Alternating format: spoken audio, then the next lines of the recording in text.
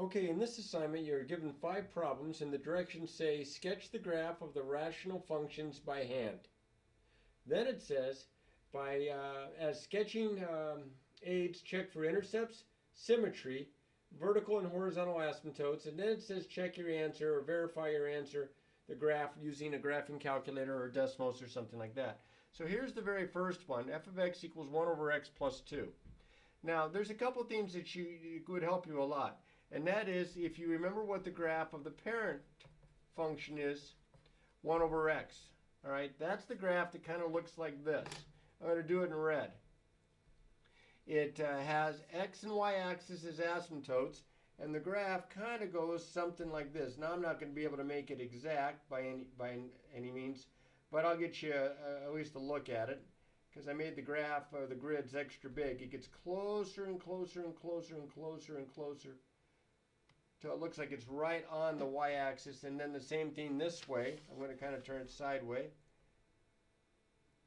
Getting closer and closer and closer and closer and closer and closer and closer.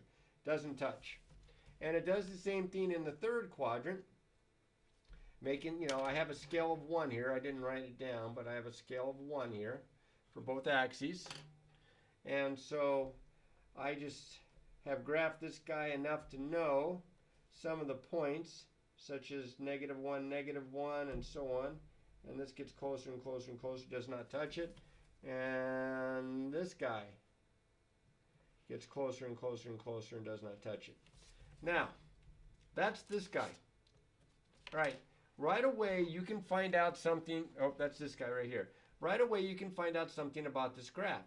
You can see that the denominator, x plus 2, cannot equal 0. So if I subtract 2, x cannot equal -2. I have a vertical asymptote at x equals -2 right here. Vertical asymptote. So I'm going to make that dotted.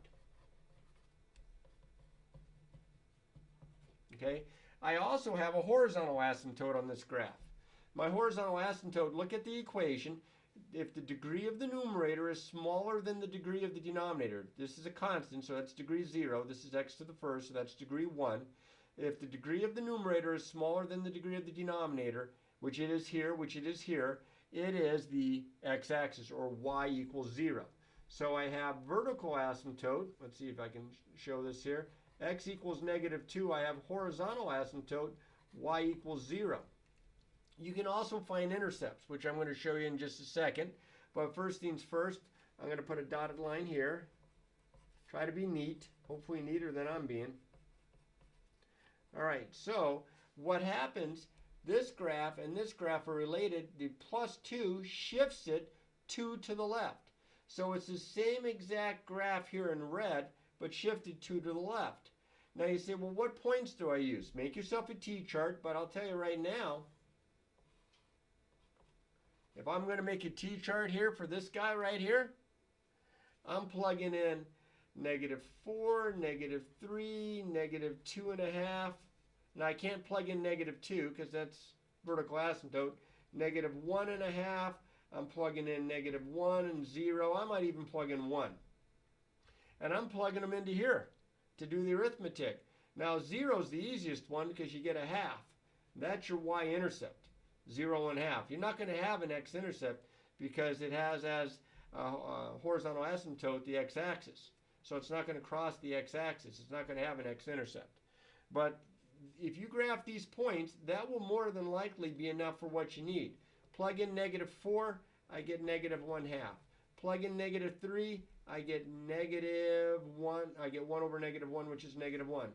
Plug in -2.5. -2.5 plus 2 in the bottom here is -0.5, and 1 divided by -0.5 is -2. All right. Now you can't plug in -2 because that's where my horizontal is, but I can plug in -1 and 1/2. That'd be 1 over +1/2, which is 2. Plug in -1 here. You get -1 plus 2. That's -1. 1 over -1 is -1. And then I already had the 0. So if I plug in 1, it looks like I'm going to get 1/3. So if you plot these points, -4,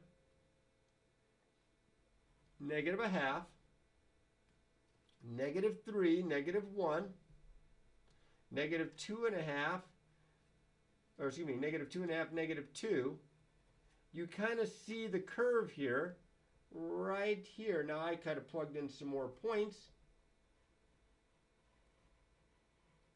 like that. And then if I plug in negative 1, or excuse me, negative 1 and 1/2, positive 2, negative 1 and 1/2, positive 2, negative 1, is it negative 1, negative 1? Let's see, if I plug negative 1, positive 1, good Lord, positive 1. I kind of know what my graph is. It's going to look like this, just shifted over. 0, 1/2, that was my y-intercept, and then 1, 1/3, that'd be about here. You can see what your graph's going to look like. Now, I hope that the red parent graph isn't messing you up. And again, it doesn't cross the x-axis. Try to keep it from actually touching the x-axis there when you graph this out. You can see that this graph is just this graph shifted 2 to the left. But this also can help you finding the intercepts. All right, that's the first guy. Okay, next guy up. This one is actually kind of like the first one I did, but it has 2 shifts. It shifted 2 to the left, but the plus 2 on the end shifts it up 2. So if I go back to my graph here in dark pencil, and I just shift everything up 2. I move this point up 1, 2. I move this point up 1, 2. I move this point up 1, 2, and so on. And do the same thing over here. That'd be right there. That'd be right there. That would be right about there and such. I am going to get, and of course my horizontal asymptote would now be up here. I'm going to get the graph of this guy. But let's say you didn't have that. Let's say you hadn't done problem 13. Well, I would suggest a couple of things. First off, I would look to see what's going on here with this minus 2. This is a shift of 2. Let's see if you can, this minus, or this plus 2 here. This is a shift of 2 to the left, and this is a shift of 2 upward. Now, I have a vertical asymptote because x plus 2 can't be 0. So that means x cannot be negative 2. So my vertical asymptote here is x equals negative 2. My horizontal asymptote is a little tougher to spot because it's not one big old rational expression. So I'm going to move it to here for just a second. Follow what I have here. I have y equals 1 over x plus 2 plus 2. If I put the 2 over 1 and get a common denominator, which would be x plus 2, it'd be 1 over x plus 2 plus 2 times x plus 2 over x plus 2, which would be 1 over x plus 2 plus, this would be 2x plus 4 over x plus 2. Add the numerators, that'd be 2x plus 5 all over x plus 2. Now, what's my horizontal asymptote? Notice that the degrees are the same this time. Degree 1, degree 1. The lead coefficient is a 2 here. The lead coefficient, even though it's not written down, is a 1 here. So my lead coefficients, 2 over 1, that's my ratio of lead coefficients. That's going to be my horizontal asymptote, 2 over 1 or 2. So y equals 2 is my horizontal asymptote. So now I've got a vertical asymptote here.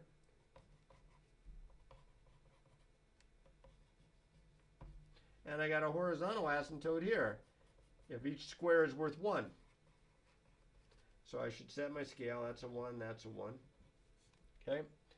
And then I would probably plug in some points. I really don't have any symmetry to help me here as far as like a symmetry test to see if it's symmetric to this or that. It's going to be, I believe, symmetric to this point, but that'd be difficult for me to show you. And so I would probably look for some points.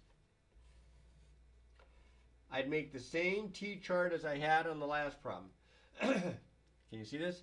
Negative 4, negative 3, negative 2 and 1/2, negative 1 and 1/2, negative 1, 0 and 1. I'd plot those, I'd plug those points into here. Remember, you're adding 2, so it's just going to add 2 on to what you got the first time.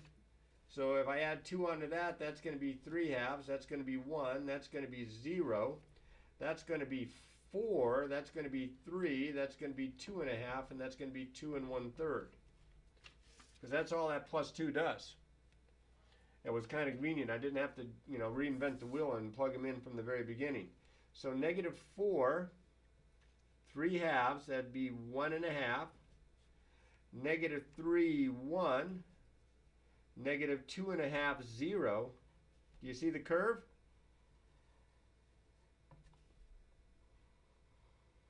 Plug in more points to get a better curve. And then -1 1/2, 4, -1 1/2, 4, -1 3, 0 2.5, and then 1 2 1/3.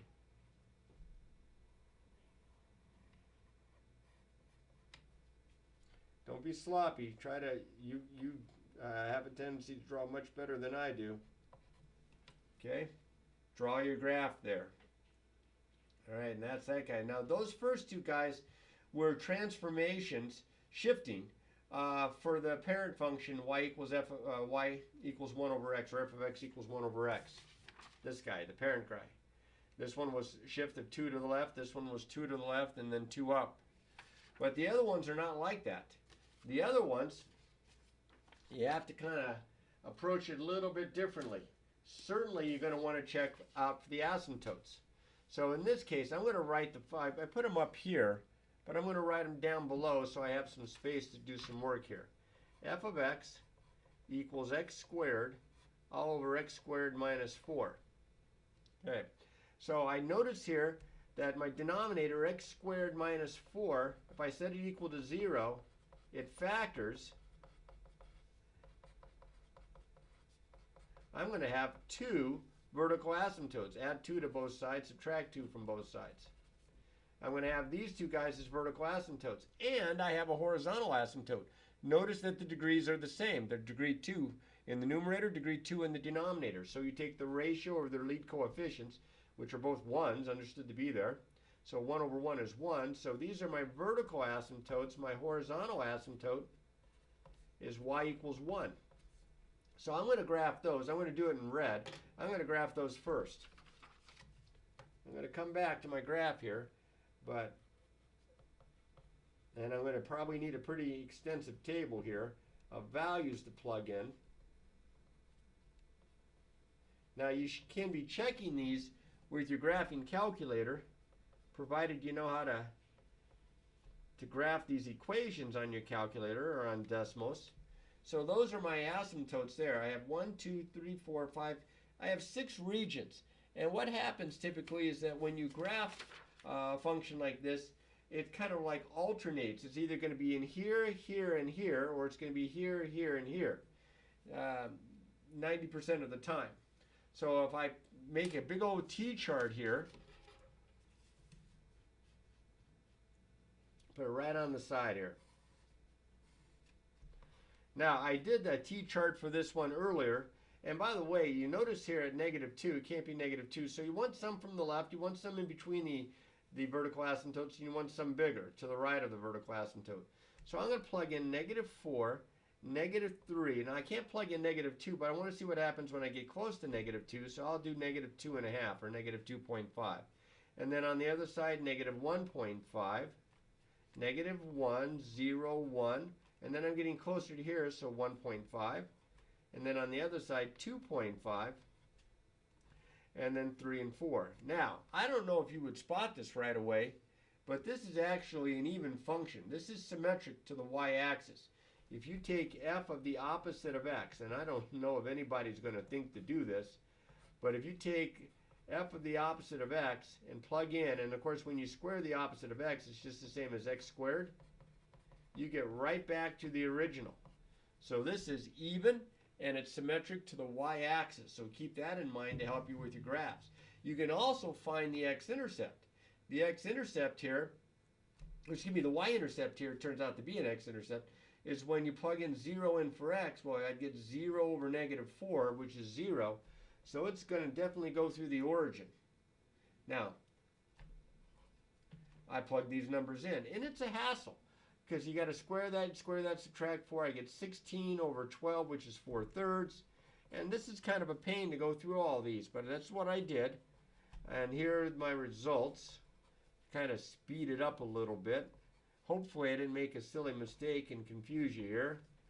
But I'm pretty sure I did these okay. Oops, that's a 1/3.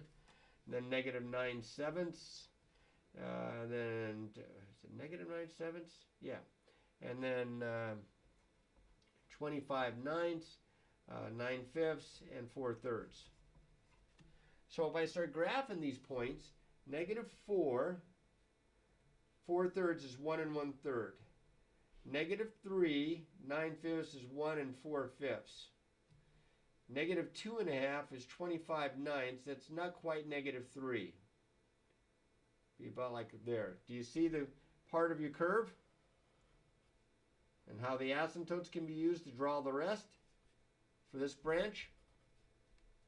And then in between negative 2 and positive 2 at negative 1.5, I'm at negative 9/7, which is a little bit less than negative 1. At negative 1, I'm at negative 1/3. At 0, I'm at 0. At 1, I'm at 1/3. I'm approximating best I can. 1.5, I'm at negative 9/7. And what happens is my graph kind of goes like this. It gets closer and closer and closer this way. And it's not a parabola, but it kind of U-shaped or inverted U-shape. Try not to put it right on the line. I did. I would probably mark off if I had done that, or a student had done that for my paper. Let's see. 2.5, that would be just under negative 3. And I'm certainly seeing some symmetry here to the y-axis. Let's see. And 4 is at 4/3, about like that. So this is coming up. Oops, I missed.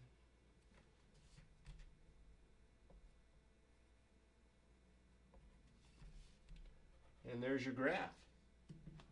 All right, a table comes in handy. It's just that if you're pressed for time, you're only going to be able to plug in so many points. But the more points you can plug in correctly and evaluate, that's going to help you out. Okay, that one's a mess. All right, so 2 to go, and they just keep getting a little messier as we go here. All right, next guy up, number 25. Now, I noticed that I like the fact that the numerator and the denominator are factored. But sometimes when you have it in factored form, it's a little difficult to tell the degree. If I went ahead and multiplied it out, I'd have 4x plus 4 on top. I'd have x squared minus 4x on the bottom. Now, I don't like that for my denominator because what I would like to do is find my vertical asymptotes, but I do like it for my horizontal asymptote because then I can see the degree of this is 1, the degree of this is 2, this is smaller than this, so my horizontal asymptote is the x-axis, y equals 0. My vertical asymptote, take the denominator, I hope you can still see this okay, take x squared minus 4x, set it equal to 0, or set this form of it equal to 0, which I'll bring down here. I get x equals 0, I get x minus 4 equals 0, which means x equals 4. So I have vertical asymptotes, x equals 0, which is the y-axis, and x equals 4. So I'm going to do those in red, and then remember I have a horizontal asymptote, y equals 0, which is the x-axis. So I have this,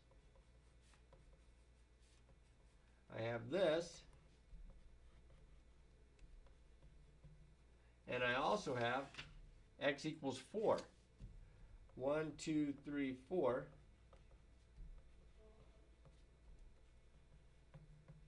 All right, now we have 1, 2, 3, 4, 5, 6 regions again, and there's a pretty good chance you would say that it's going to be in like this, this, and this, or this, this, and this. And it is. It's going to be in the first one. But it's not going to have that same kind of symmetry. In fact, this one's kind of weird in that the left half, this part over here, actually crosses the horizontal asymptote, which it can do. It can't cross a vertical, but it can cross a horizontal. So if I create this giant T-chart, x and y, plug -2, -1, -0.5, +0.5, 1, 2, 3, 3.5, 4.5, 5, and 6. And I plug all these numbers in, either this form or this, either this form or this form. I get the following numbers, if I haven't made a mistake, and hopefully I have not.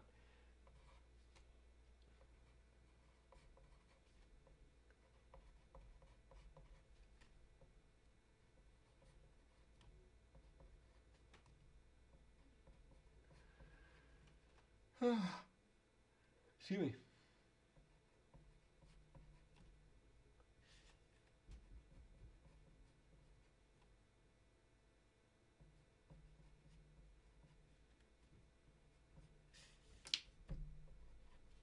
That's a whole bunch of ordered pairs. And so I start plotting them. Look what happens here. I'm at -2, -1/3 down here. Then I'm at -1/0. See how it crosses it? And then I'm at -1/2, 16/9, which is 1 and 7/9. So it'd be up here.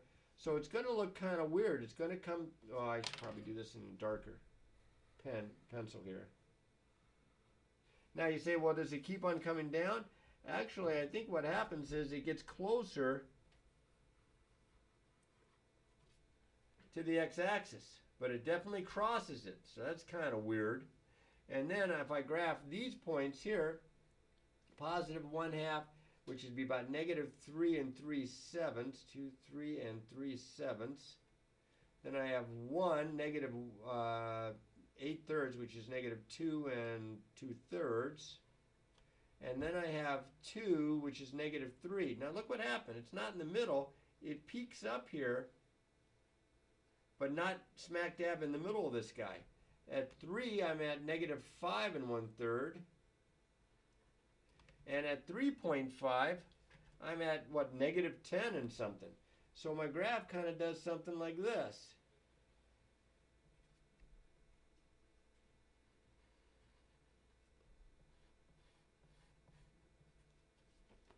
That's some wild stuff. Then I have 4.5, 44/9. That's almost 5. 1, 2, 3, 4, 5. Not quite. Then at 5, I'm at 24/5. That's almost 5. A little bit smaller, not much. And then at 6, I'm at 7/3. That's 2 1/3. So this is kind of tough to tell. So I think this is the one that I might have graphed. No, I graphed it and then I got rid of it. Doggone me. But I'm going to go ahead and I'm going to graph this one anyway. This is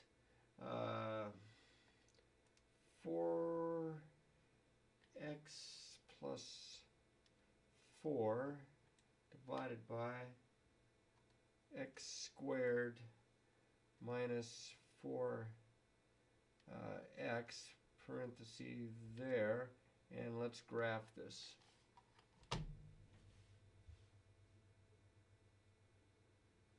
Oh, I guess I didn't make it tall enough here. Let's go to window, zoom, let's go to standard 6. You can see how it's below and then it goes up, and then there's a little doohickey there, and then it comes back on down. So I don't have this perfect by any means, but it comes down and it's supposed to start doing this. So maybe I plugged in a number wrong or something, but that's what the graph ends up looking like. Now, I'm not going to be able to see this if I'm not used to graphing these and I don't plug in enough points. You've got to plug in some points. I wish there was an easier way. Okay, and the last one, if I can find a spot for my paper, here it is. This one is really weird because they decided to, here, let me get this ready. They decided to put a complex fraction in here. You have 5/x. Now, right off the bat, you hopefully will agree that x cannot equal 0. That doesn't mean it's a vertical asymptote because it doesn't make the denominator 0. It makes part of the denominator undefined. But x cannot be 0. And then you look, you say, well, what else do I have going on here? Well, I don't want the fraction in here, so I will multiply top and bottom by the common denominator, which is just this x. So that gives me f of x is equal to 4x on top, and if I distribute here, I get 5 minus 5x. Well, 5 minus 5x cannot equal 0. I get 1. So I have a vertical asymptote at x equal 1. Now you say, well, wait a minute. Is this going to make sense? If I plug 1 in here, yeah, I'm going to get 0 in the denominator. So I do have a vertical asymptote here at x equal 1. And I also, notice the same degree here, I have a horizontal asymptote at, looks like, 4 over negative 5, because that's the lead coefficient. So negative 4/5, so that'd be about here. I have a horizontal asymptote. Kind of messy. Hopefully you're still with me here. Okay, now, I made a table.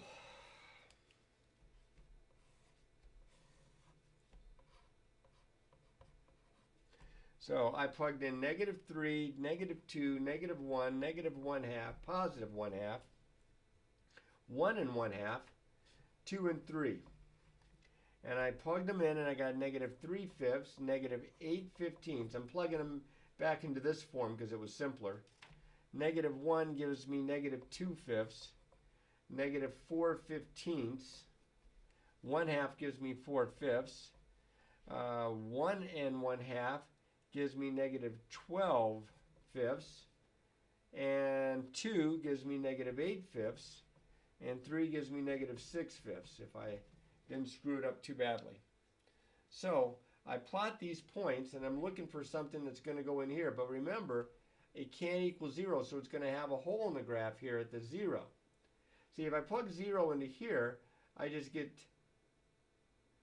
0 over 5, that's just 0. So it looks like at the origin, I would get a point, but it can't be 0, so there's going to be a hole in the graph here at x equals 0. And then you plug these points in, negative 3, negative 3/5. So let's see, 1, 2, 3, there we go, negative 3/5, negative 8/15. So that's not quite negative 1/2, and then here, and negative, oh crud, I'm off one. Let's try that again. This is over here, this is up a little bit higher, then here. No, it can't be. Negative 1 is negative 1 and 2/5. Negative 1 and negative 2/5. I've been messing up all day today. And then a negative 1/2, I'm at negative 4/5. 4/15. That doesn't make sense either. I am thinking that this should be a positive. Let's see, put the half in here. That's negative 2.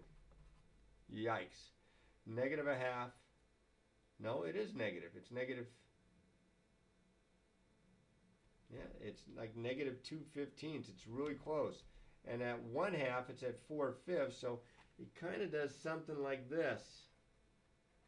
Hits that, and then there's a hole there, and it continues to go on up like that. That's a mess. And then over here on this side, 1 1/2, negative 12/5. That'd be like negative 2 and 2/5. See, 2 and negative 8/5, which is negative 1 and 3/5, and then 3, 1, 2, 3. Negative 6/5, negative 1 1/5. So that part's not so bad. And there's your graph, and it's got a hole in it. Well, let's hope that he doesn't have too many like that on your quiz. Now this will get you through your assignment, but I'm thinking if you're going to really and earnestly want to make sure you're ready for a quiz on rational functions, then after this assignment is over with, you should go to the end of the chapter review, and work on the problems that are on page 212. Page 212, because the rational functions are on section 6 and 7. And I would suggest that you try,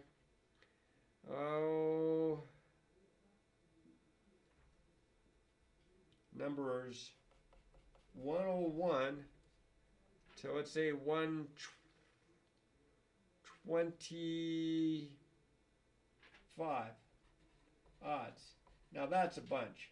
I will try to make a video that will go over some of these problems. I'll pick some out of there, but that would be good. If you can do this assignment today, and then maybe get started on this if you have time, but definitely work on these by tomorrow so it's fresh in your head for Thursday's quiz. All right. I hope this helps. Practice, practice, practice, my friend.